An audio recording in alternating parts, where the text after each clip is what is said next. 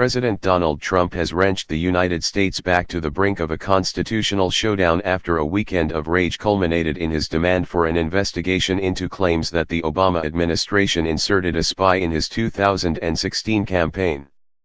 Trump's power play injected fresh intensity into his escalating political offensive against the Justice Department and renewed worries he is barging across long-held boundaries between the judicial system and the Oval Office. It also raised potential scenarios that would threaten the integrity of U.S. governance. First, that Trump could use his power to go after a political opponent, and, second, that he means to derail or even end a criminal probe into his own conduct. His gambit Sunday also fits into an effort by the White House, Trump's allies on Capitol Hill and conservative media cheerleaders to muddy the reputations and any eventual findings of special counsel Robert Mueller's team, as well as to cement the president's political base. Trump's fury peaked with a tweet that coincided with cresting coverage on conservative media of the unproven claim that an FBI confidential source in the Russia investigation could have been a spy sent by Obama administration officials to damage Trump. "I hereby demand, and will do so officially tomorrow, that the Department of Justice look into whether or not the FBI/DOJ infiltrated or surveilled the Trump campaign for political purposes, and if any such demands or requests were made by people within the Obama administration," Trump wrote. Shortly after his outburst, the Justice Department said its Inspector General had been asked to assess whether there was any political impropriety in the use of the confidential source, as part of an existing probe into aspects of the Russia investigation. Deputy Attorney General Rod Rosenstein, who is overseeing Mueller's activities, said in a statement, "If anyone did infiltrate or surveil participants in a presidential campaign for inappropriate purposes, we need to know about it and take appropriate action." It was possible that Rosenstein punted the matter to the Inspector General to avoid a direct face-off between the White House and the Justice Department. But his move poses a fateful question that could be answered as soon as Monday: will the president flex his muscle further to demand the Justice Department turn over documents on the source to his allies on Capitol Hill? That action could potentially force senior officials in the department to consider whether to remain in their positions. Were Rosenstein to resign under pressure, for instance, it could help Trump if he is able to eventually install an official that might be hostile to the Mueller investigation. There appears to be nothing illegal in Trump's demand for a Justice Department investigation, just as in practice, he had the authority to fire FBI Director James Comey last year. But some critics believe that Trump's repeated pattern of leaning on the Justice Department and the FBI over the Russia investigation could come close to showing intent that could amount to obstruction of justice.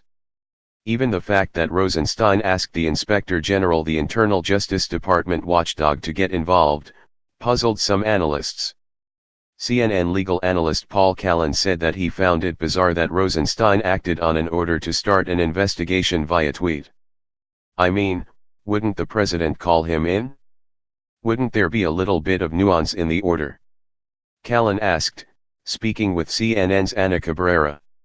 Trump's intervention appeared to go beyond his already intense anger about the Mueller probe, his hypersensitivity to suggestions his election win was not legitimate, and the efforts to tarnish Mueller.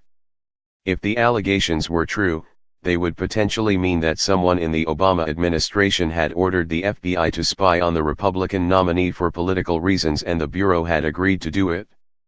That would be a stunning political crime if it were true. But given that no one has offered any evidence for such an outlandish scenario, it seems not to be rooted in fact at this point. CNN has reported that the confidential source was not someone planted by the FBI inside the Russia campaign. The New York Times, citing individuals familiar with the matter, reported Friday that the confidential source interacted with Trump campaign advisors George Papadopoulos and Carter Page.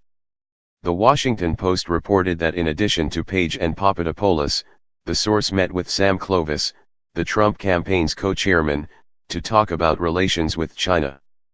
Clovis' attorney told the Post that Russia never came up in their conversation. Former CIA operations officer Robert Baer said there was nothing unusual about the FBI using a confidential source in what was a counterespionage investigation spurred by fears Russian intelligence was trying to infiltrate the Trump campaign. That is what the FBI does for a living. It stops espionage. To do that, they run confidential informants into the suspects, said Baer, a CNN national security analyst. White House spokeswoman Sarah Sanders said Sunday she had nothing to add to the president's tweets. But former Trump advisor Steve Cortes told CNN that Papadopoulos was a deeply irrelevant figure in the campaign. There was no collusion. And by the way, even if there was collusion, which there wasn't, not a crime. So what we have here is an investigation in search of a crime, which is utterly un-American, said Cortes. What I think the president is finally doing, thank goodness, is saying enough of this nonsense. Ali Soufan, a former FBI special agent who played a key role in combating al-Qaeda before and after the September 11, 2001, praised Rosenstein's move. Smart response by DOJ. They potentially voided a constitutional crisis by politely, yet effectively, sideline the president's attempt to interfere in an ongoing investigation. The Mueller probe continues, for now, said Soufan.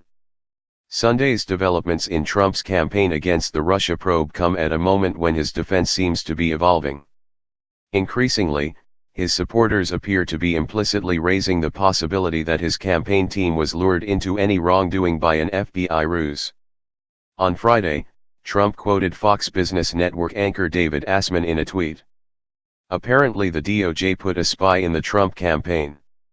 This has never been done before and by any means necessary.